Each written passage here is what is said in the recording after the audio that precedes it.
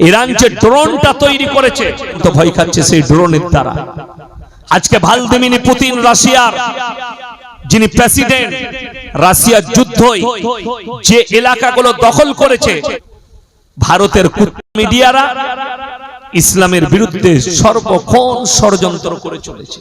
সর্বক্ষণ কত মৌলবীর জুবানকে দাবানোর চেষ্টা করা হচ্ছে, আপনারা অনুভব করতে পারবেন। তারা কান খুলে শোনো, গায়রিল মাগজুবি আলাইহিম ওয়ালাদ-দাল্লিন।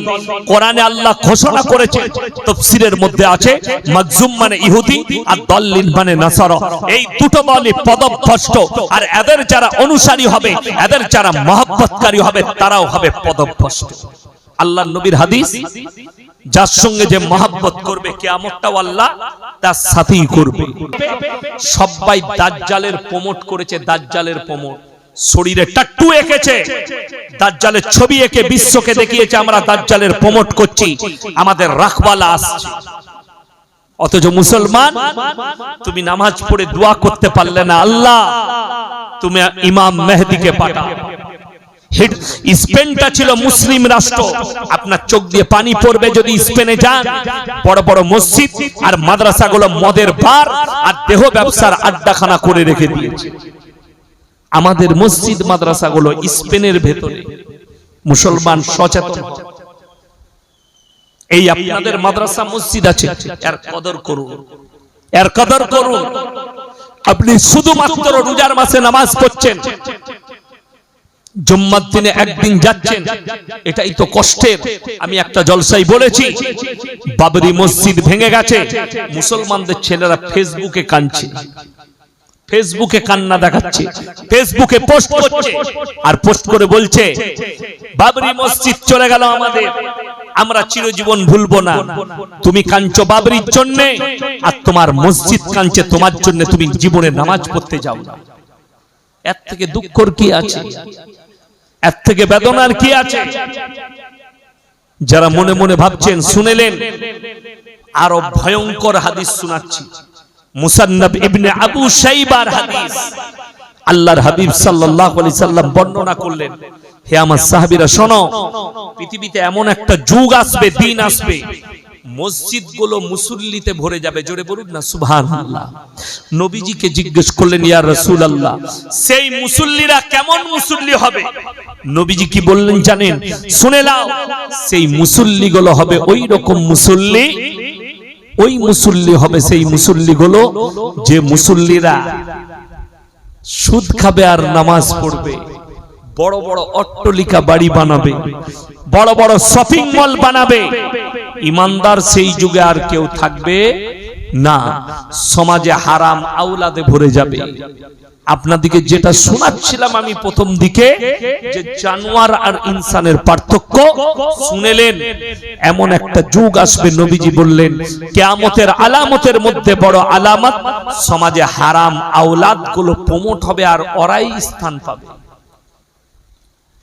আল্লাহর নবীর হাদিস, এমন একটা যুগ আসবে, শিক্ষিতরা জ্ঞানীরা চুপচাপ বসে থাকবে, অশিক্ষিত মূর্খ বর্বর যাদের আখলাক চরিত্র খারাপ হবে, তারাই হবে সমাজের নেতা এবং তারাই মানুষের বিচার ব্যবস্থা করবে। এটা কিয়ামতের আলামতের মধ্যে একটা বড় আলামত, বড় আলামত একটা। নাইলে ভেবে দেখুন, একজন নেতাই বলেছে, আমাদের দেশের প্রধানমন্ত্রীজি, তিনি পার্লামেন্টে বলেছেন, আমি কোনো রাজনৈতিক কথা বলতে আসিনি, তিনি পার্লামেন্টে মুসলমানের জন্য বলেছে বলে আমি কথাটা বলছি, যে মুসলমান अपने बीवियों को तलाक देते हैं और औरत के ऊपर बड़ा जुल्म करते हैं। ওই জন্য আমি তালাকের বিল আনছি। মুসলমানরা বিবিকে তালাক দেয়, দিয়ে জুলুম করে। আমার ভাই, বড় কষ্টের বিষয়। তিনি বললেন, हमारा दिल में दर्द होता है मुसलमान बेटियों के लिए, माँ बहनों के लिए।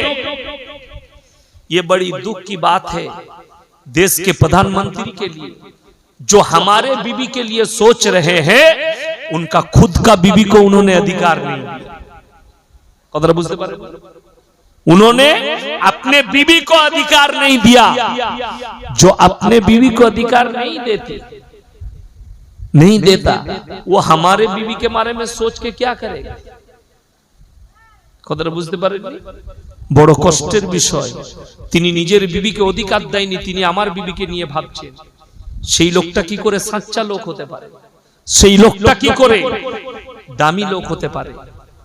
আমার জানা নাই। দেশের প্রধানমন্ত্রী আপনারা বানিয়েছেন ভোট দিয়ে দামি লোক, কিন্তু ইসলামের বিরুদ্ধে কথা বললে আমরা কিন্তু গায়ে মেখে নেব না, তার উত্তর আমাদের কাছে আছে। বড় কষ্ট লাগে। বিবির অধিকার যদি জানতে হয়, আল্লাহর কসম পৃথিবীর সমস্ত ধর্মের মানুষকে ইসলামের কাছে শিখতে হবে। জোরে বলুন সুবহানাল্লাহ। তার এক নম্বর অধিকারটা শুনেলেন, তোমরা তোমাদের বিবিকে ঢেকে রাখো। ওয়াদরিব খুমুরিহিন্না আলা জুনুবিহিন, তোমরা তোমাদের বিবিকে ঢেকে রাখো। হে নারী, পর্দা করে নাও, তোমরা জীবনে ধর্ষিতা হবে না, লাঞ্ছিত হবে না। আজকে দুঃখ লাগে, আমি যে দেশে বাস করছি, আমি ভারতের একজন নাগরিক, সেই হিসাবে দুঃখ লাগে একজন মুসলমান মা, একজন মুসলমান বোন, একজন বিটি, সে যদি স্কুলে যায়, কলেজে যায় বোরকা পরে, তাকে কেস লড়তে হয় কোর্টে গিয়ে, সুপ্রিম কোর্টে আর হাই কোর্টে কেস লড়তে হয়। আর বড় দুঃখ লাগে আমাদের Delhi airport, Mumbai airport, Kolkata airport, যতগুলো হায়দ্রাবাদ এয়ারপোর্ট, বড় বড় এয়ারপোর্ট আছে, সেখানে ন্যাংটো ঘুরে বেড়াচ্ছে কিছু নারী, তাদেরকে কেস লড়তে হয় না ন্যাংটো ঘুরলে। তাইলে তুমি বলো, তুমি নারীকে ইজ্জত করো না, ইসলাম ইজ্জত করে? আমরা চাই নারীকে ঢেকে দাও, নারীর শরীর ঢাকো, আর তোমরা চাইছো নারীর শরীর খুলে দাও। আজকে আমাদের কিছু হারামখোর জন্ম নিয়েছে, তারা বলছে এই মৌলবীরা কি জানে, এরা মডেলিং এর যুগে নাই। এখন মডেলিং, মেয়েরা ছোট পোশাক পরবে, এটা মডেল, মডেলিং এর যুগ। শুনেলেন, গায়ে নিবেন না। আমি কারো পরোয়া করে কথা বলছি না। যদি মনে হয় ছোট পোশাক পরাটা মডেলিং, তাইলে শুনেলেন আপনার এই গ্রামে সব থেকে বড় মডেলিংটার নাম হচ্ছে কুত্তাটা। কুত্তা যে কাপড়ই পরে না, কথাটা বুঝতে পারেন? সব থেকে দামি মডেলিং হচ্ছে ওই কুকুরটা, যে তো কাপড়ই পরে না। তার মধ্যে আর তোমার মধ্যে পার্থক্য নাই। পোশাক সে পরে, আল্লাহ যাকে শালীনতা দিয়েছে, আল্লাহ যাকে ইজ্জত দিয়েছে, যার মধ্যে ইজ্জত আছে। প্রত্যেকটা নবী চারটা সুন্নত, সমস্ত নবীদের সুন্নত হচ্ছে চারটা সুন্নত। জোরে বলুন সুবহানাল্লাহ। এক নম্বর মেসওয়াক করা, এটা সমস্ত নবীদের সুন্নত। দুই নম্বর খুশবু কা ইস্তেমাল করনা, খুশবু ব্যবহার করা প্রত্যেকটা নবীর সুন্নত। তিন নম্বর হায়া শরম করা, হায়া শরম, লজ্জা শরম। খারাপ জিনিস থেকে লজ্জা করো, নোংরা জিনিস থেকে লজ্জা করো, মাথাটা নামিয়ে নাও। আর পাঁচ নম্বরটা হচ্ছে উপযুক্ত বয়সে সন্তানদের বিবাহ দেওয়া। উপযুক্ত বয়স হলেই বিবাহ দিয়ে দাও। এই পাঁচটা, চারটা সুন্নত প্রত্যেকটা নবীর সুন্নত। যতগুলো নবী পয়গম্বর আল্লাহ পাঠিয়েছে, এই চারটা সুন্নত সকলের সুন্নত। তার মধ্যে মারাত্মক হচ্ছে হায়া আর শরম, লজ্জা আর শরম, এটা মারাত্মক। একটা নারী নোংরা পোশাক পরে যাচ্ছে, তওবা ইস্তেগফার পরে চেহারাটা ফিরিয়ে তার কাছ থেকে লজ্জা করো, নিজেকে লজ্জা করো, লজ্জা বোধ করো। আমি একবার হায়দ্রাবাদ এয়ারপোর্টে বসেছিলাম, আমার ফ্লাইট ছিল দুর্গাপুর পর্যন্ত। তো কোন রাশিয়ান কিংবা অস্ট্রেলিয়ান মেয়ে হবে, কি বুঝলেন, নোংরা পোশাক পরে আছে, আমাকে টিকিটটা দেখাতে আসছে, গেট নম্বর। আমি তার দিকে না তাকিয়ে বললাম নট নট, ছেড়ে যাবে। সে আবার অন্য কারো কাছে গেল। কেন? তার পোশাক দেখে আমি লজ্জায় মাথা নামিয়ে তাকে সরিয়ে দিলাম। এটা আখলাক। আমি আপনাদেরকে বলছিলাম একটু আগে যে হুজুরদের দ্বারাই জাহান্নাম উদ্বোধন হবে। আপনি দেখুন পার্শ্ববর্তী দেশ বাংলাদেশ,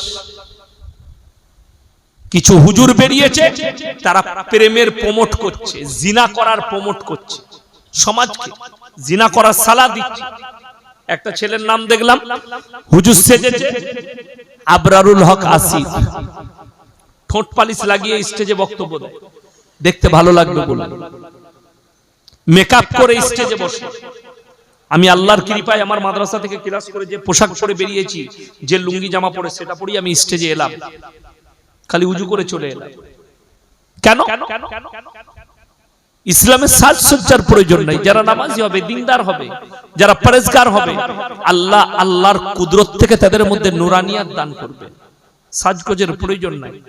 আপনারা মনে করেন যে আমি শুধু 24 পরগনা বলে থাকি না, আমার 11 তারিখে মুম্বাই ফ্লাইট আছে, আমি আমার দুর্গাপুর থেকে ফ্লাইট ধরব, লুঙ্গি পরে সফর, আমি অল ইন্ডিয়া লুঙ্গি পরে সফর করব, অল ইন্ডিয়া। আমার একজন বন্ধু বলছে, হুজুর পায়জামা পরে না, তুই যেটা পরে আছিস প্যান্টার দাম কত?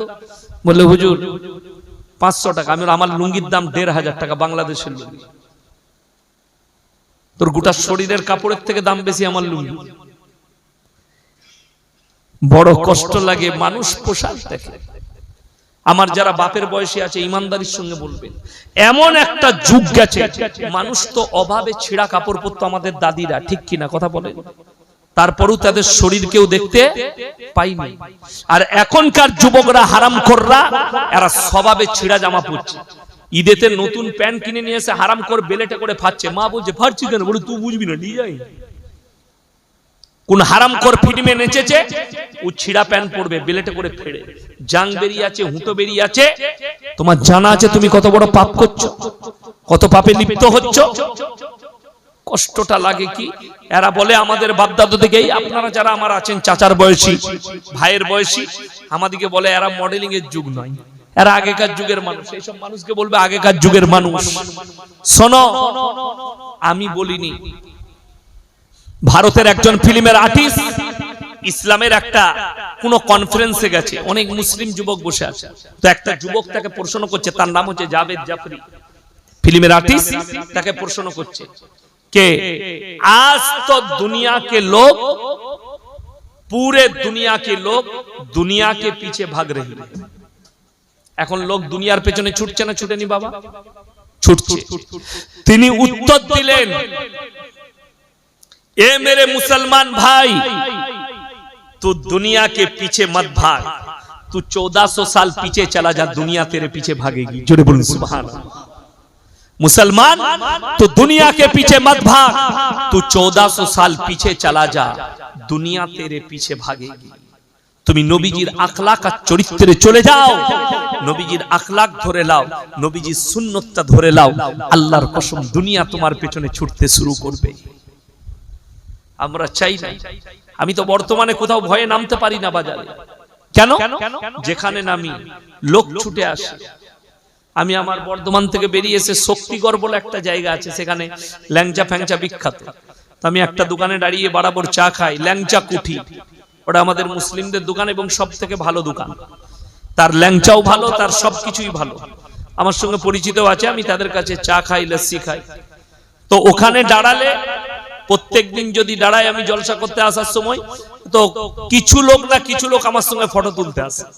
ওই জন্য গাড়ি থেকে বেরোই না, গাড়ি ভেতরে বসে কোনো কোনো জায়গায় খাই।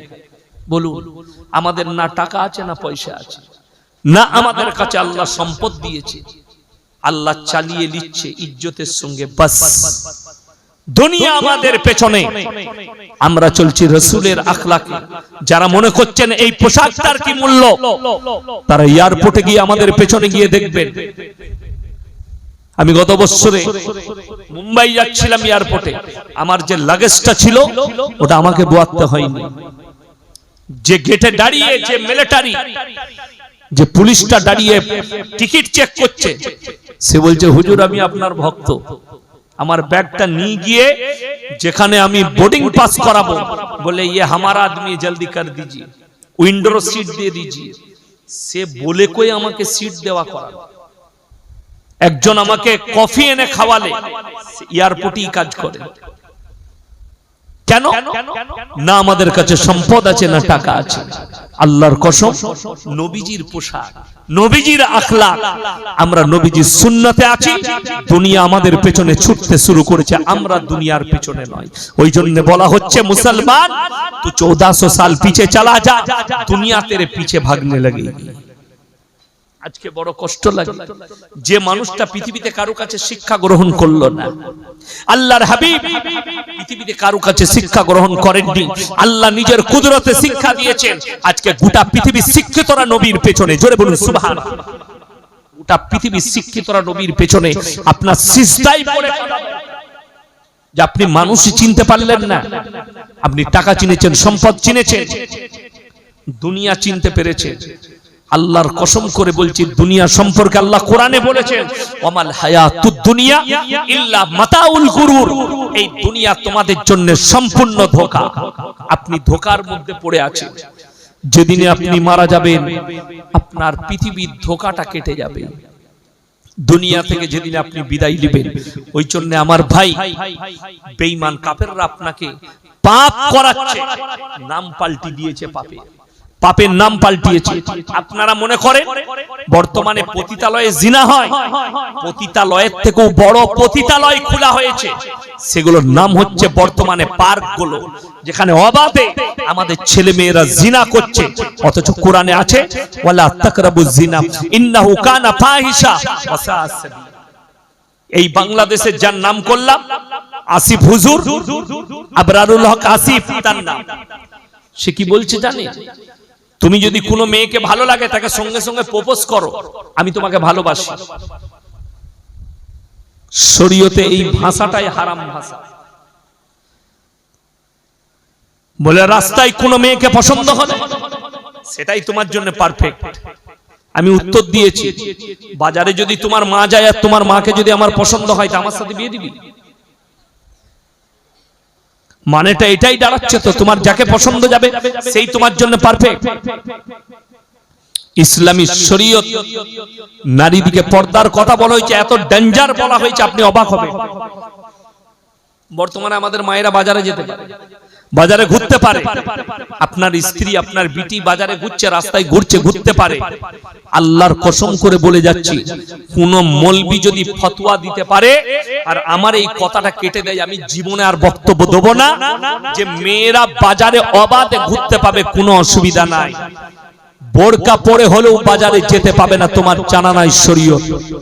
তিনটা কারণ ছাড়া মেয়েরা বাড়ির বাইরে যেতে পাবে না। নাম্বার 1, তোমার যদি শরীর খুব অসুস্থ হয়, পর্দার সহিত তুমি ডাক্তারের কাছে যেতে পাবে। নাম্বার 2, কাছের আত্মীয় মারা গেলে তুমি পর্দার সহিত যেতে পাবে। নিকটতম আত্মীয়, দূর সম্পর্কে নয়, নিকটতম আত্মীয় বলা হয়েছে হাদিসে। তৃতীয় নম্বর, হজ ফরজ হলে তুমি হজ করতে যেতে পাবে, যার সঙ্গে তোমার বিয়ে হারাম আছে। যার সঙ্গে বিয়ে হারাম, যার সঙ্গে বিয়ে জায়েজ আছে, তার সঙ্গে হজ হবে না। কথাটা বুঝতে পেরেছেন না পারেন? একটা নারীর বিয়ে তার ফুফুইতো ভাইয়ের সঙ্গে জায়েজ আছে না? নাই আছে। একটা মেয়ের বিয়ে তার চাচাতো ভাইয়ের সাথে জায়েজ আছে, জায়েজ হবে না, যাওয়া হারাম। চাচার সঙ্গে বিয়ে হারাম, চাচার সঙ্গে যেতে পারে। ভাইয়ের সঙ্গে বিয়ে হারাম, মায়ের পেটের ভাই যেতে পারে, জায়েজ আছে। শরীয়তকে আপনি মনে করেছেন আমার ঘরের জায়গির না, মন চাই জিন্দেগির নাম শরীয়ত নয়, রব চাই জিন্দেগির নাম হচ্ছে শরীয়ত। আপনি শরীয়তটাকে নিজের মনে করেছেন, নিজের মতো করে চলবেন না। যে মেয়েরা রাস্তায় ঘুরে বেড়াচ্ছে বেপর্দা ভাবে, আপনার জানা আছে ইসলাম নারীদের জন্য পর্দাকে ফরজ করা হয়েছে শরীয়ত। আর এই বেঈমান কাফেররা তারা নাম করেছে মডেলিং এর যুগ, আর মেয়েদিকে রাস্তায় তুলে দিয়ে আমরা বার করে দিয়েছি রাস্তায়। আপনি বলছেন গর্ব করে, আমি একজন মুমিন ব্যক্তি, আমি একজন মুসলমান। মসজিদে ফজরের নামাজটা পড়লেন, সকালবেলায় উঠে আপনি নিউ টাউন যাবেন বউকে নিয়ে, আপনার ফুল হাত শার্ট আর ফুল প্যান্ট, আপনার শরীর ঢাকা, আর পেছনে বউ শাড়ি পরে বসেছে, বউয়ের পেটু বেরিয়ে আছে, পিঠু বেরিয়ে আছে, আর তুমি নিজেকে মুমিন বলে দাবি করো। জোহরের সময় নামাজ পড়ে বলবে আমি মুমিন, তোমার জন্য জান্নাত সহজ হয়ে যাবে। তুমি চিন্তা ভাবনা করবে রাতের বেলায় বাড়িতে গিয়ে যে আমরা কোন পথ অবলম্বন করছি। আল্লাহর কসম পেরুবার রাস্তা খুঁজে পাবে না, না তোমার বিবি পাবে, না তোমার সন্তান পাবে, না তুমি পাবে। আর যারা মনে করছে যে না আমি তো তাহাজ্জুদ গুজার, আমার সন্তানকে আমার বিবিকে এদিকে জান্নাতে পাঠিয়ে দেব, হযরতে নূহ নবী অনুরোধ করেছে, আমি বিনীত অনুরোধ করছি তোমরা আমার আল্লাহকে বিশ্বাস করো। তারা বললে আমরা বিশ্বাস না করলে তোমার আল্লাহ কি করবে? বলে আমার আল্লাহ তোমাদেরকে কঠিন আযাবে মুবতালা করবে। তোমার আল্লাহ কি আযাব দেবে? বলে আমার আল্লাহ তোমাদেরকে বন্যায় ডুবিয়ে দেবে, কঠিন বন্যা দিবে। তারা বললে নূহ নবীর ছেলে কেনান বলছে তোমার আল্লাহ যদি বন্যা দেয় এমন উঁচু জায়গায় চেপে যাব যেখানে তোমার আল্লাহর পানি পৌঁছাতে পারবে না। বলুন নাউজুবিল্লাহ। এত বড় চ্যালেঞ্জ আল্লাহ। এরপরে আল্লাহ বললেন হে আমার নূহ তুমি তোমার নৌকায় চেপে যাও, যারা তোমার উপরে বিশ্বাস স্থাপন করেছে তাদেরকে নিয়ে, জোড়া জোড়া জীবজন্তু পশু পক্ষীকে নিয়ে নাও। আল্লাহ কি হবে? আমার আযাবের জন্য ইন্তজার করতে হবে। কোরআনে আছে ওয়াকাম মিন কারিয়াতিন আহলাকনাহা ফাজাআহা বাসুনা বায়াতান আও হুম কাইলুন। হে আমার নবী বলো, আমি আল্লাহ যখন কোন জাতিকে ধ্বংস করি নির্দিষ্ট সময়ে করি, যখন তারা গভীর নিদ্রায় থাকে, দ্বিপ্রহরে কিংবা রাত্রিতে কিংবা দ্বিপ্রহরে মানে দুপুর বেলায় তারা আরামরত অবস্থায় থাকে, আমার আযাব তাদিকে অ্যাটাক করে। আল্লাহ মুষলধারার বৃষ্টি শুরু করলেন। নূহ নবীর জামানায় পৃথিবীর সবথেকে বড় বন্যা ঘটেছে নূহ নবীর জামানায়। আজকের তারিখ পর্যন্ত এত বড় বন্যা ঘটেনি। গোটা পৃথিবীটা আল্লাহ ডুবালেন। রওয়ায়েতে আছে সমুদ্রের পানিকে আল্লাহ 1250 ফুট উপরে তুলে দিলেন। সমস্ত কিছু ডুবে গেছে। নূহ নবী নৌকার উপরে, তার সন্তান কমরা যেন হাবুডুবু খেয়ে মারা যাচ্ছে। নূহ নবী যখন চোখে দেখলেন আমার সন্তান মারা যাচ্ছে, নূহ নবী আল্লাহর কাছে অনুরোধ করলেন লা আসিমাল ইয়াউমা মিন আমরিল্লাহ, ওগো আল্লাহ আমার ওরসজাত পুত্র তুমি একে রক্ষা করো। আল্লাহ সঙ্গে সঙ্গে উত্তর দিলেন লামিনাল খাসিরিন, হাত নামাও, তা না হলে তোমাকেও ক্ষতিগ্রস্তদের মধ্যে ফেলে দেব। যে আমাকে চ্যালেঞ্জ করেছে, যে আমার নবীকে মানেনি, আমাকে মানেনি, অহংকার করেছে, তার লেগে তুমি আমার কাছে আবেদন করো না। সন্তানের জন্য দোয়া করতে গেছে, আল্লাহ ফিরিয়ে দিয়েছে দোয়াকে, নূহ নবীর দোয়া। এরপর আপনি ভেবে দেখুন আপনার দোয়া কি করে কবুল হবে। দুজন নবীর বিবি জাহান্নামী, আল্লাহ কোরআনে লাকির টেনে দিয়েছে। এটা কি আপনার চোখে ঠেকেনি? আপনি কি মৌলবীর বয়ান শুনেননি? আজকে শুনে যান যদি না শুনে থাকেন। দুজন নবী, নূহ নবী আর লূত নবী, এই দুজনের বিবিকে আল্লাহ জাহান্নামে দিবেন। লাকির টানা হয়ে গেছে, নবী হওয়ার পরেও তারা নিজের বিবি দিকে পার করাতে পারবে না। এটা কোরআন, রেহাই নেই। দুজন নবীর বিবি, নূহ নবী আর লূত নবীর বিবি জাহান্নামে যাবে।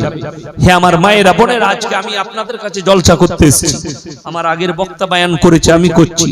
ইমানদারির সঙ্গে বলুন তো, আপনাদের সঙ্গে আমার দুটো সম্পর্ক, একটা হচ্ছে সামাজিক, একটা হচ্ছে শরীয়তি। সামাজিক সম্পর্ক হচ্ছে বক্তা এবং শ্রোতা। আমি বক্তা, আপনারা শ্রোতা। আর শরীয়তের সম্পর্ক হচ্ছে নবীজি সাল্লাল্লাহু আলাইহি সাল্লামের হাদিস, এক মুমিন আর এক মুমিনের ভাই ভাই। জোরে বলুন সুবহানাল্লাহ। এই সম্পর্ক কিন্তু সমাজের সবথেকে বেশি সম্পর্ক হচ্ছে কার? একজন স্বামী আর স্ত্রীর অন্তরঙ্গ সম্পর্ক। বাপ আর বেটার সম্পর্ক হচ্ছে রক্তের সম্পর্ক। মা আর বিটির সম্পর্ক হচ্ছে রক্তের সম্পর্ক। বন্ধু আর বন্ধুর সম্পর্ক হচ্ছে ওয়াদার সম্পর্ক। ভাই আর বোনের সম্পর্ক হচ্ছে রক্তের সম্পর্ক।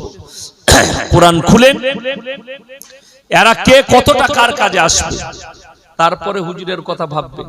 আগে রক্তের সম্পর্কের মানুষগুলো কে কতটা কাজে আসবে।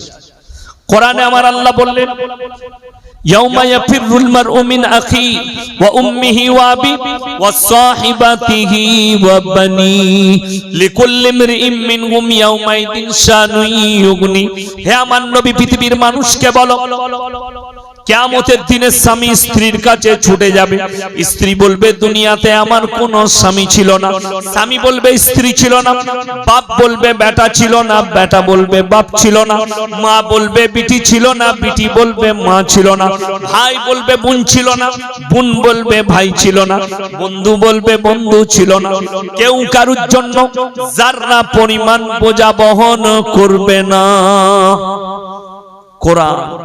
এরপরে হুজুর আমি ইয়াসিন, আমাকে দাওয়াত দিয়ে এনেছেন, টাকা দিয়ে ভালো মাছ খাওয়ালেন, দেশি মুরগি খাওয়ালেন, এরপর আমি আপনার লেগে ভাববো না, আগে আমার সন্তানের লেগে ভাববো? বাবা ভেবে দেখুন, আমাকে ভালোবাসেন বলে আমি আপনার লেগে দোয়া করে আপনাকে জান্নাতে দেবো, অথচ কিয়ামতের দিনে বাপ বেটাকে চিনতে পারবে না, বেটা বাপকে চিনতে পারবে না। আমি তাহলে আমার নিজের বাদ দিয়ে তোমাকে কি করে চিনবো? চিন্তাধারা নিবে, ভাবনা চিন্তা করবে, ছেলে বলবে না, বলবে না, বাপের নাম লিবে, মায়ের নাম কেউ লিবে না। কেন? আল্লাহ রাব্বুল আলামিন মানুষের যে পরিচয়টা পৃথিবীতে ঘটিয়েছেন, ইনসানের পরিচয় ঘটিয়েছেন বাপের দ্বারা। জোরে বলুন সুবহানাল্লাহ। বাপের দ্বারা। দেখুন আমাদের সমাজে ছাগল আছে, আছে না? গরু আছে। আমি এখন এই দুটো প্রাণী কি ধরলাম। আচ্ছা, ছাগলের বাচ্চা হলে কেউ বলে পাঁঠার বাচ্চা না, বলে না? ছাগলের বাচ্চা বলে। ছাগলের গায়ের বাচ্চা হলে কেউ কিন্তু ষাঁড়ের বাচ্চা বলে না, সব গায়ের বাচ্চাই বলে। ও নিয়ে যা, নিয়ে যা। হ্যাঁ, কি বলে? গায়ের বাচ্চা বলে। আল্লাহ জানোয়ারের পরিচয় ঘটিয়েছে মায়ের দ্বারা, ইনসানের পরিচয় ঘটানো হয়েছে বাপের দ্বারা। জোরে বলুন সুবহানাল্লাহ। কেন জানোয়ারের দ্বারা? চলুন, এখানে একটা বহুত বড় ব্যাখ্যা আছে। ইসলামী শরীয়তে, কোরআনের পরিভাষায় একটা পুরুষ মানুষ 4টা পর্যন্ত বিবাহ করতে পারে। কটা বললাম? 4টা। এই যে 4টা বিয়ে করবে, সেটার কিন্তু সিস্টেমেটিক্যাল আছে। কেউ যদি দ্বিতীয় বিবাহ করতে চায়, তার আগের বিবির অনুমতি নিতে হবে না? হবে না? হ্যাঁ, আপনাদের মধ্যে যারা বললেন হবে। আচ্ছা, পৃথিবীতে এরকম ভালো বউ কারুর আছে? রাতের বেলায় বলবে আমি কালকে আর একটা বিয়ে করছি, আর তাকে ঝাঁটা করে মারবে না? কথা বলেন। কারো বউ অনুমতি দিবে কি? কারুর বিবি যদি ক্যান্সারে আক্রান্ত হয়ে বিছানায় থাকে, আর যদি বিবিকে বলে আমি কালকে আর একটা বিয়ে করছি, সেই বিবিও বলবে যে আমি থাকতে বিয়ে করো না, আমি মরে গেলে বিয়েটা করবে। ঠিক বললাম না? সেটা শুধু আপনার বিবি নয়, মৌলবীর বিবি হোক, জারি বিবি হোক, পীরের বিবি হোক, কেউ অনুমতি দিবে না দ্বিতীয় বিবাহ করার। শরীয়তে চলুন, বাধাটা নারীর কাছে নেই, বিবির কাছে নেই। বিনা অনুমতিতে আপনি বিবাহ করতে পারবেন, স্ত্রীর কাছে এজেন্ট লাগবে না। যে জায়গাটাই বাধা শরীয়তে আছে, আল্লাহ বললেন তোমাদের দিলে, হৃদয়ে যদি মনে হয় দুটো বিবিকে আমি সমান চোখে দেখতে পারবো না, তখন তোমাদের জন্য একটাই বিবি যথেষ্ট। জোরে বলুন সুবহানাল্লাহ। আজকে আমি পৃথিবীর কথা বলবো না, ভারতের কিছু কিছু অন্ধভক্ত তারা বলছে মুসলমান 4 শাদিয়া করতে হ্যাঁ, মুসলমানরা 4টা করে বিয়ে করে। আশা করি ভারতে যদি 40 কোটি মুসলমান থাকে, এদের মধ্যে 39 কোটি, যদি 20 কোটি বিবাহিত হয়, এই 20 কোটি বিবাহিতর মধ্যে আমার মনে হয় 20 কোটি 19 কোটি 99 লক্ষ মানুষের 4টা তো দূরের কথা, 3টে বউ নাই। ঠিক বললাম না ভুল বললাম? বাবা, এখানে আমরা এতগুলো মানুষ বসেছেন, আশা করি কারো 4টা বউ নাই। আছে কি? নাই। শুধু এই থানাটাই খুঁজলেও পাওয়া যাবে না কারো 4টা বউ আছে। ইসলামী শরীয়তে জায়েজ করা হয়েছে। কেন? আল্লাহ রাব্বুল আলামিন কোরআনকে পাঠিয়েছেন, আল্লাহর কসম গোটা পৃথিবীর বায়োডেটা কোরআনে ভরে দিয়েছে। দুনিয়া শুরু থেকে মানুষ কিয়ামতের সকাল পর্যন্ত কতগুলো পাপ ইসলামের সামনে এসে দাঁড়াবে এটা অনুভব করতে পারবেন না। বর্তমানে আমরা উলামারা অনুভব করছি কতগুলো পাপ আমাদের সামনে এসে দাঁড়িয়েছে। কত দিক থেকে ইসলামকে ঘেরা হচ্ছে, কি দিয়ে? পাপ দিয়ে ঘেরা হচ্ছে, যেটা থেকে বেরুবার উদ্ধার হবার ক্ষমতা মুসলমানদের নেই। আপনি নেকির কাজ মনে করে করছেন, অথচ সেইখানে পাপ ঢুকে যাচ্ছে।